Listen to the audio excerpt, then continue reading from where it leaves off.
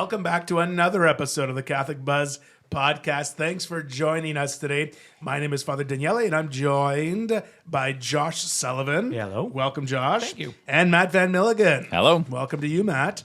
And we are just a number of days away from the season of Lent. Lent is coming early this year. Yeah. Easter's early this year. And bad news for all the lovebirds out there because Ash Wednesday is actually on Valentine's Day this year. So, I'm not married. You guys make a big deal of Valentine's Day in your house? No. I was going to say good news for those of us who want to save a few bucks on not having to See, buy dinner. my wife and I talked about, like, a lot of times on Valentine's Day, we go a couple days after, because normally then the roses are cheaper, the Right. chocolates are cheaper. Yes. We'll always figure out. But You can get a reservation and a babysitter. Exactly. Yeah. A couple days after, like, go for Friday. Yeah. So this year you have an excuse. You can observe Ash Wednesday because Ash Wednesday is a day of fasting. It's a day of abstinence from meat, and of course, people are encouraged to go to Ash Wednesday Mass. So I don't see people really fasting at a Valentine's Day dinner. I guess if that's your only meal of the day. If you go by the traditional, what it says in the Catechism, which is the two small meals or one and one large meal, the two small meals can equal one large meal. Yeah, and I guess if you're not eating meat, yeah. and if you don't have dessert, So broccoli Alfredo. yeah, or go to Red Lobster, Go to Red Lobster or something. Yeah, exactly. I'd maybe just change the day. Okay, so Lent is beginning. So 40 days. It's really important. I think that on one hand, I believe that Catholics really take Lent seriously. I do think that. Yeah. It's like people are so serious. Oh no, I'm really. And that doesn't mean that everyone's very successful at Lent, but everyone's trying. Everyone's trying their best. Like, I'm giving this up. And they'll tell family and friends, oh, no, I can't have a glass of wine. I gave that up for Lent. Or I can't eat sweets. I gave that up for Lent. So people kind of take it seriously. And on the other hand, we're trying to remind people that this 40-day period of Lent heading to Easter Sunday is a time for spiritual renewal. It's a time for us to say, okay, 40 days, I'm going to be different in order to grow in my spiritual life. It's not just to lose weight, or it's not just to have healthier habits. Like a lot of people say, well, I'm going to get healthier over Lent, and that's fantastic. I think I wish you well. Yeah. But really, it's our spiritual health that we're concerned with, right? So today we're going to talk about a little bit about the 40 days of Lent. What are some good things that people can do for Lent, and why? Why we do these things for the season of Lent? Yeah. I think it's really important to understand, too, how we have Lent now is not necessarily how Lent has always been. Right. There's always been a period of fasting. It's been kind of like, so I got a couple dates here. I figured out. Okay. So the Council of Nicaea was when in 325 AD. That's when Lent first officially hit the books. That's when they actually put it on. This is something that we're going to observe. It wasn't until St. Gregory in about the 600s, 600s, and St. Gregory the First regularized it to 46 days before Easter. So that's kind of, because even then it was kind of fluctuating. But we have dating back from St. Irenaeus, and he's like a third generation disciple. So he's like, third. A disciple of the disciples. A disciple of the disciples. He lived in about 100 years after Jesus. He said in a letter to Pope Victor that variations and observances did not originate in our own day. And he was talking about Lent, or he's talking about specifically periods of fasting before Easter. And he said, but much earlier, even in the times of our forefathers. So we have a letter saying that this period of fasting before Easter happened in the time of his forefathers, which if he's a third generation disciple, if you will, that happened in the time of the actual disciples, like the actual apostles and stuff. And so they kind of started this tradition right back where Jesus was around. And this shouldn't be a surprise to anyone, because Jesus was a Jewish person, and fasting has been around in the Jewish tradition even more so. So when people say, no, I know that some Protestant churches at one time, they're starting to come around to it, but at one time, I think it was John Calvin that said, fasting is I got to quote, man's tradition and work-based vanity. And so he said, there's no reason why we should be doing this fast. Like, people aren't supposed to fast. This is not a thing. But we know that Jesus actually did fast. Jesus was a Jewish person and observed all the traditions that came along with that and the laws that came along with that. So we know that Jesus fasted and that the early apostles and disciples fasted because we have the letters in recognition of that. So it's kind of cool. Now, how exactly Lent looked is kind of the thing that kind of plays around with. I just found out it wasn't until 1966 that it was the Pope at that time, I can't remember who it is, affirmed the abstinence of flesh on Fridays. So it was only in 1966 where we started having fish on Fridays, which is kind of interesting. But before that, we went from 6 days of fasting. Mm-hmm. So we used to have 6 days of fasting during Lent per week. And then we'd only eat on Sundays. Not only eat, we'd only eat actual dairies, milk, butter, all that kind of stuff on Sundays. Yeah. And then we went down to 3 days of fasting and then to only 2 days of fasting, Ash Wednesday, Good Friday. And so then on Fridays was abstinence from meat. It wasn't fasting, it was abstinence. Yeah, and traditionally in the Latin Church or the Roman Church, again, the fasting was much more kind of rigorous and demanding, but in kind of non-Roman Catholic churches, like the Byzantine tradition, they still observe a more rigorous fast. So, like in the Ukrainian Catholic Church, for example, a lot of them effectively go vegan. For crazy. The entirety of Lent. So, and just a really quick story. Like a friend of mine, he converted from a Protestant denomination to Ukrainian Catholic. So one of his first kind of Lents, it was a bit of culture shock for him to go from and we were university students at the time. So he just kind of dived in with both feet, took it seriously, and they were observing for longer because the dates that they can fluctuate a little more. After kind of Easter Sunday, after kind of the celebration, I went to Dairy Queen and got him like this disgusting. It was gross, like a chili cheese dog, like a Dairy Queen chili cheese dog. So it was just revolting at the best of times. So just like, okay, this is kind of your reward for And he felt really sick after. And it was just a bad situation, but it was just like, this is the feast after the fast. But after that amount of time, it's just like the appeal of this is not really there, which is kind of the opposite of you would expect for a lot of kind of Lenten fasts. You're like, if you give up chocolate or if you give up Easter comes, people are kind of jumping in and indulging. But and going off what you said too, that's part of the reason why we have some of the traditions like Fat Tuesday or Mardi Gras,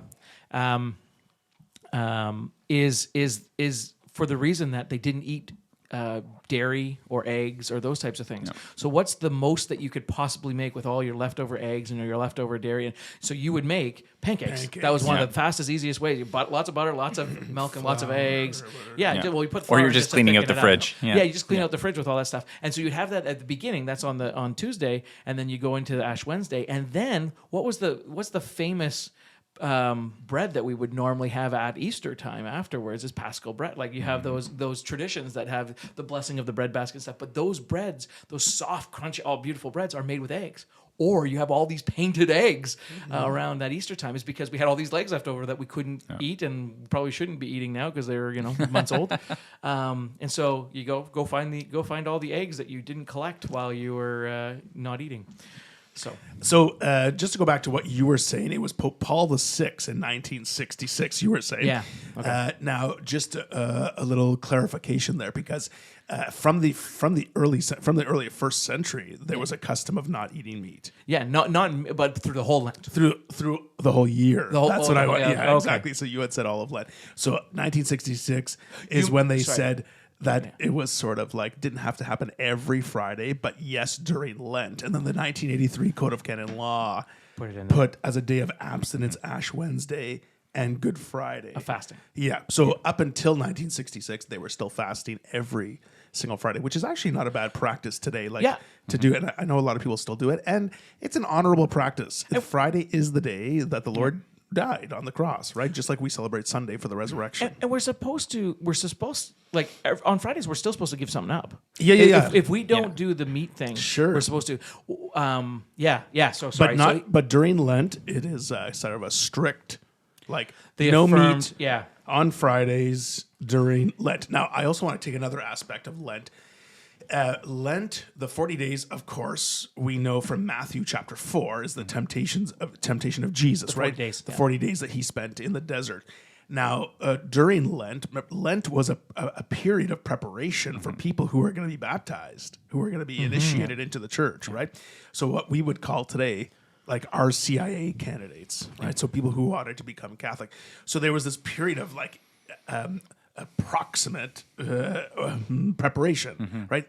Easter was coming where they were going to be baptized.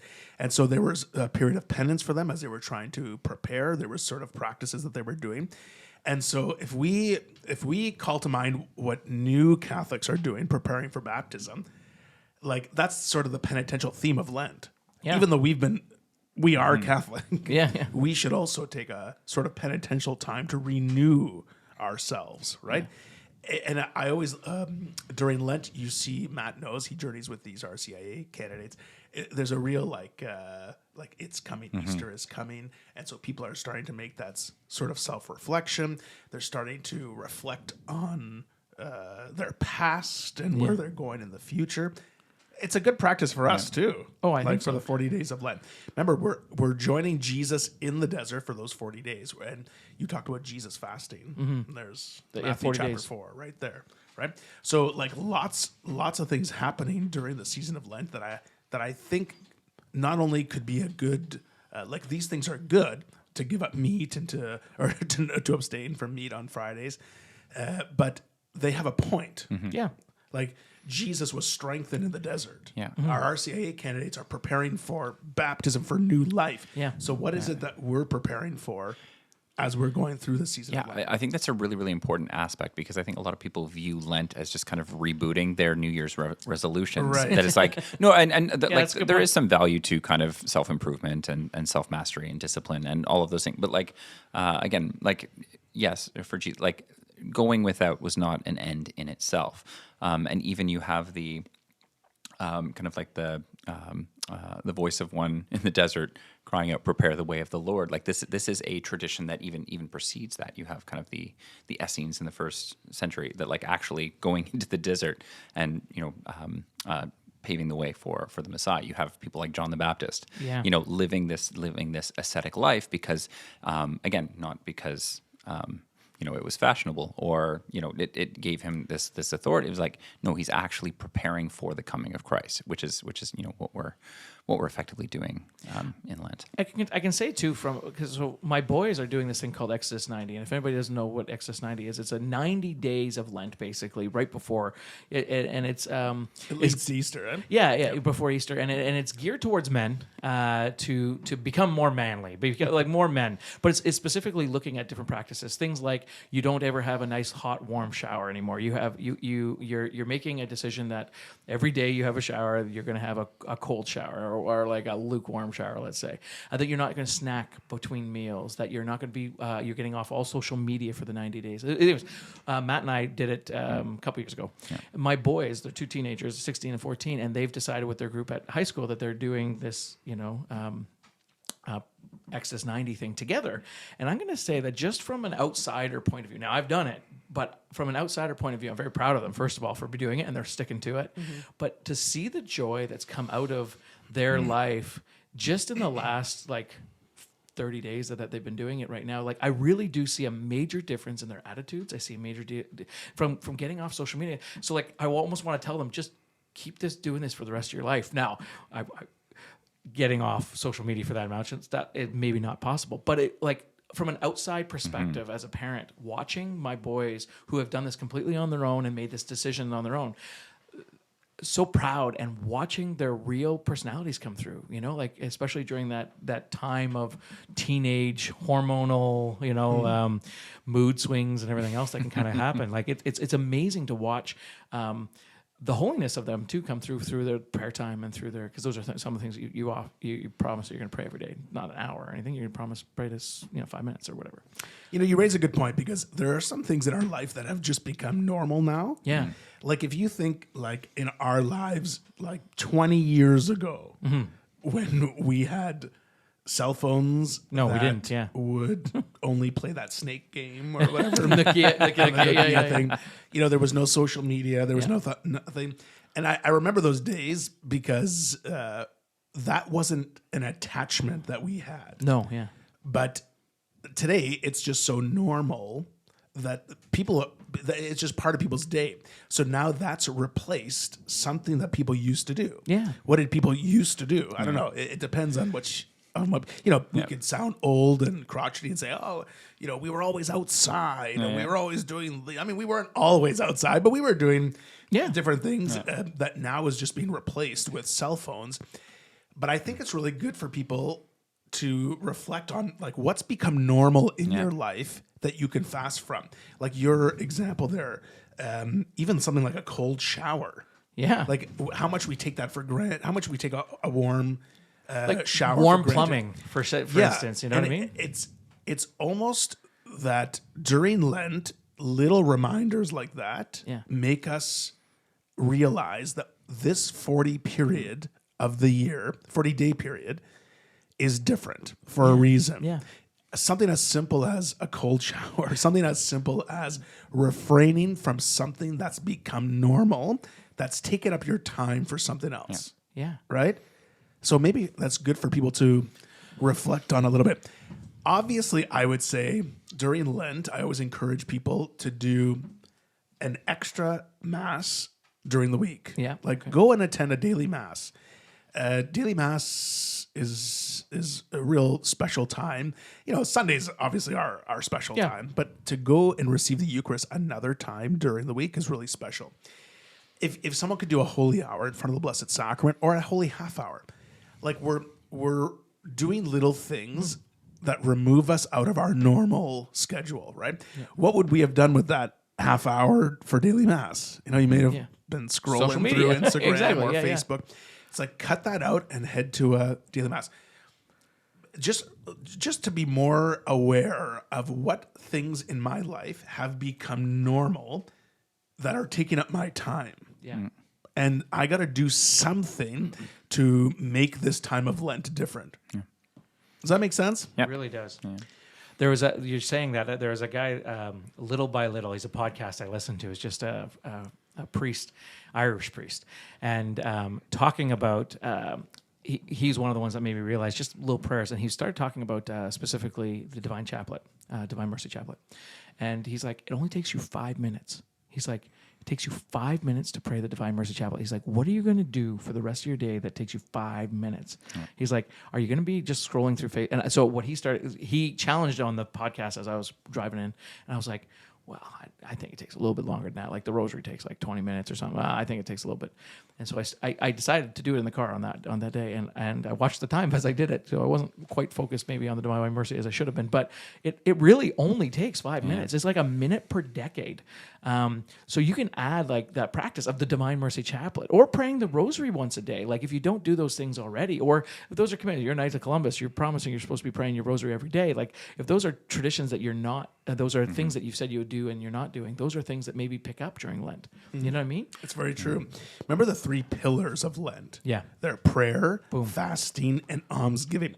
And I always think of like when someone's not feeling well, they go to their doctor and the doctor tells them, this is what's wrong. You have fever. You have some sort of blockage. You have something wrong here. And then they offer a remedy of some sort, right? Here's a prescription for this or some advice, whatever. Like this remedy that Lent offers, prayer, fasting, and almsgiving, has been working for thousands of years for people to turn their life around. Prayer, fasting, and almsgiving.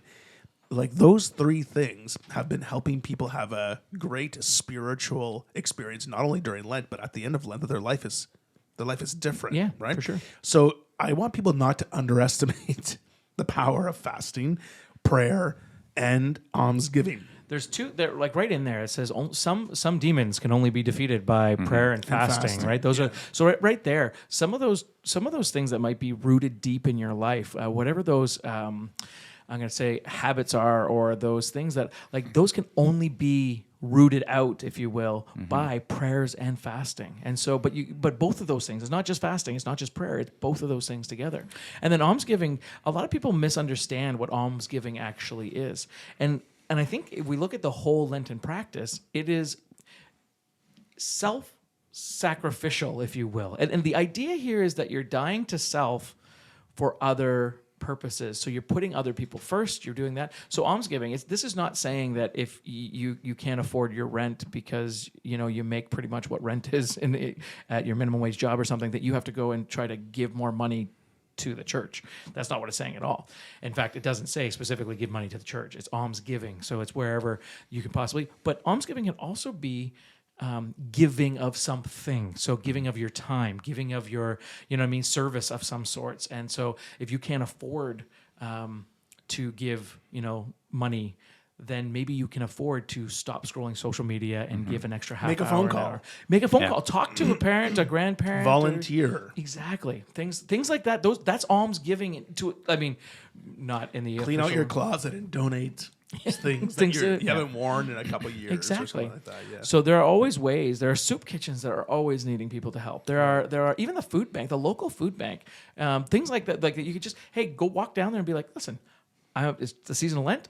I'm looking to offer up some time, maybe on a Wednesday from this time to this time. Do you need help, or is there a different day that we can work out an arrangement?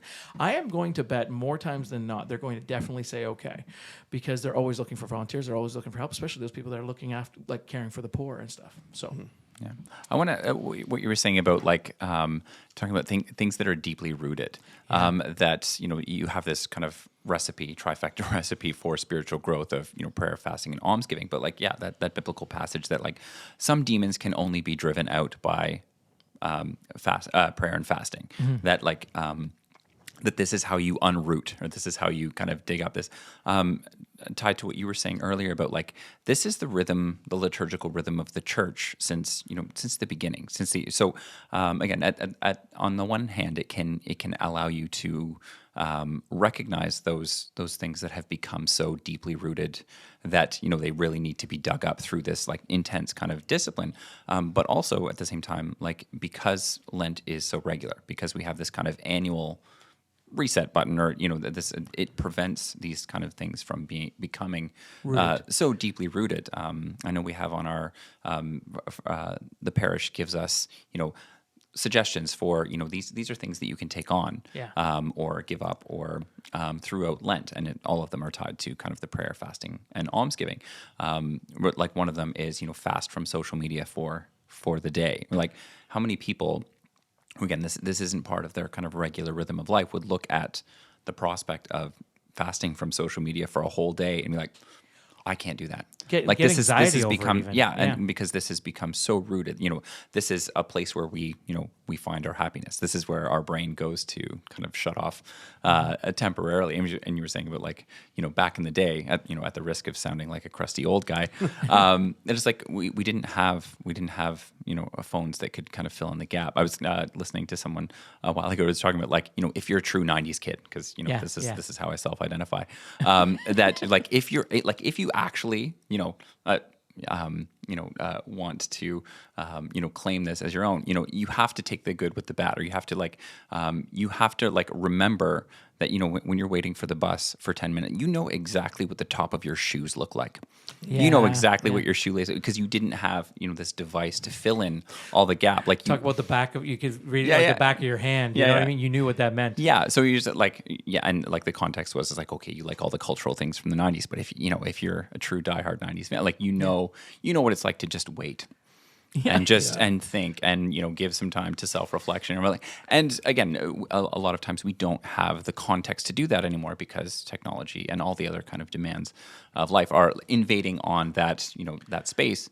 Lent is an opportunity to create that context that that at least draws our attention to these deeply rooted habits that are kind of distracting us so much. And that again, a way somebody else put it is just Lent is an opportunity to fast from the wells that so often drink of us. That I is like it. like, we turn to social media for that dopamine hit, or like it gives us some level of happiness. But what you were saying about kind of your boys, that is like, as soon as you remove those things that you like naturally kind of deflect to either shut off or to, get that quick dopamine hit, you realize that, there are trees outside. You realize that there are, you can make music. You can, like, there are so many other things you can pray that, that we can do with our time that is productive and edifying and a deeper source of happiness. And what you said there too, I just realized that when you said it was, it took about 2 weeks. It wasn't that they were instantly happier. It was about 2 weeks. It was about a week of them being bored, to be honest with you. Them starting to pick up books and then starting to pick up different things and starting to learn music on. One of my boys bought a saxophone and started playing saxophone. One of them, started. We have a drum kit that they started kind of playing around with. Like as they started kind of slowly getting into their own rhythms of doing their own things, we started racing through Sudokus. So they're like the weekly newspaper that would come to our door with advertisements and stuff that has a Sudoku. So we started photocopying it, and then the four of us as boys, like three of my sons, one of them's too young, but three of my sons and myself would sit down and we would race to see who could get through the Sudoku the fastest. Like little things like that we were doing together though as a family. Those dopamine hits, if you will, they had. It took a toll for the first week. Like I saw the withdrawal almost? The withdrawal of it almost. But then they're so much happier in week 3, 4, 5. You know what I mean? Like the actual joy comes through. It's not the being drugged joy. It's the actual joy coming through at the end, which is, like again, as a parent, I'm very happy to see it. It's so evident to me and my wife too. Is just like the true joy comes through where they're actually smiling, they're actually laughing. It's not just chuckles. It's real. So Yeah, I remember, you're talking about being a 90s kid, and there was, that's what we did. We hung out with people, we did things, we were creative, we made sort of things happen.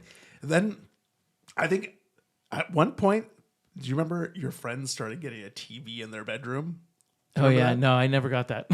Like sometimes, like this TV in the bedroom was kind of the first start of like the old social media, because then it was like, well, now I'm going to watch TV on my own. Like there was usually only one TV in the house, and it was in the common room. Yep. Now it's like, well, now I have one in my bedroom, so now we're isolating ourselves to that, right? Then when computers came along, it was like computer in the family room or whatever it is, right? And then it was like now laptops, and everyone has their own. So we just started slowly like isolating ourselves and doing things on our own rather than doing things communally, right? The problem with that is when we're doing things on our own, we get sucked in. We get sucked into it. We get used to doing it on our own. Now we want to socialize less because it's not on our own terms. But anyways, it replaces a whole bunch. People say, I don't have time to do prayer. I don't have time to volunteer. I don't have time to do this. Well, like just as a challenge, if it's a few days before Lent, if you're listening to this and Lent is still a few days away, or even if it started, track how much you're on. Track how much you're on your screen. If you go track on how much you're on your settings. TV, your cell phone, whatever, and add it up at the end of the day. Well, you could go. So, like, I'm looking right now. Screen time for me today alone was 3 hours and 53 minutes on my phone. Wow. And so that's and then I can see, okay, what were the things on there? So that's just under settings on an iPhone. If you go settings and screen time, and you can see, and sometimes it gives you an update and stuff like that. I know that the Androids and stuff have the same kind of thing. And so like you can see how much time was on the phone. I'm not going to say that 4 hours of my time was wasted there, because there are about a half hour to an hour of prayer time that I listen to my podcasts and stuff like that kind of come into that. A half hour, realistically, today. But, like there are good things that come out of that. But 4 hours, probably didn't need to be on my phone for 4 hours today, Okay, so we've talked about almsgiving. We talked about fasting a little bit. Like pick something where you realize have become a habit in your life that's probably not good, and eliminate it. You made a good example. It's going to feel like a withdrawal at first, but it's going to bring joy. It's going to bring joy. True joy. Prayer, I think, is really important. We mentioned going to daily mass. We mentioned maybe a time of adoration. You mentioned praying the rosary or the Divine Mercy Chaplet.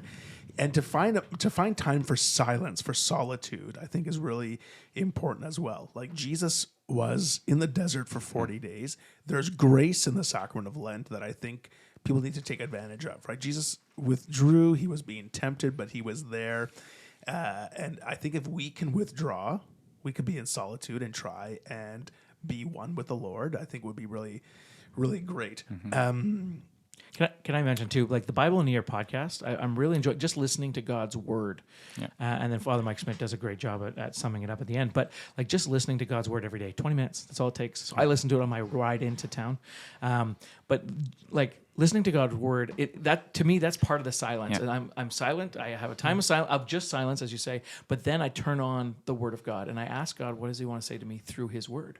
And it's amazing some of the things I've listened to. This podcast we've done it what now 3 years or 4 years with Catechism in the Year kind of in there too. But like I've heard this thing already 3 times. But the 3rd time or 4th time through, I'm getting something new every time. It's what I'm going through now. That's how God's word works, you know. Yeah. Which I was going to say the same thing. There's like that again, creating that context, creating that space, great. Like abstaining from the things that are distracting us and pulling us away. Or again, good practices, good exercises, but not an end in itself. And you know, even going back to the desert, it's like, yes, he didn't eat for 40 days and he was hungry. It's like, but the response there is, man does not live on bread alone, but on every word that comes from the mouth of God. Like, okay, yes, create that context, create that space, but you know, dive into the Word of God. Dive into again, it's an opportunity, it's a season that we can really give ourselves to study and reflection and understanding the revelation of Christ in His Word. Yeah. I'm going to give it an easy way to sort of identify where you can fast from or pray more for, because I think it's really important for people to be intentional during Lent. It's not enough to say, I'm going to pray more. Yeah, It's not enough to say, I'm going to give up sweets or whatever. We need to be intentional. If we just review our life and say, here are my struggles. Here are the things that I have a habit of sin, or here are the things that I have a habit of maybe wasting time or whatever it might be. We have to identify those things first.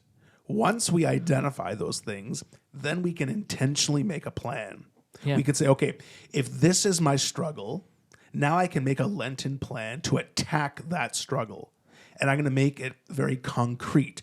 I'm not just going to say, I'm going to pray more. Yeah. I'm going to say, I'm praying 20 minutes. I'm taking on a rosary every single day. Yeah. And even further intentionally would say in the morning. Something tangible. Before I leave my house, I'm going to pray the rosary. Because the more prepared we are, the more intentional we are, the more successful we're going to be at this in Lent. But we have to identify where our struggles are, okay? The other thing I would say is if we're going to fast from something, if we're going to fast for something or take something on, do it intentionally. Like, I'm giving this up for this purpose. Yeah. Like, I'm fasting from social media in order to overcome this struggle. Like, I'm offering my fasting for this intention. Or I'm offering my fasting for my children, or I'm offering my fasting for an increase in vocations, or whatever it might be. Be intentional about it, because when now that you have a purpose, like now that you know that your prayer is set aside for this specific purpose, you might have more motivation to continue your prayer, right, or continue your fasting.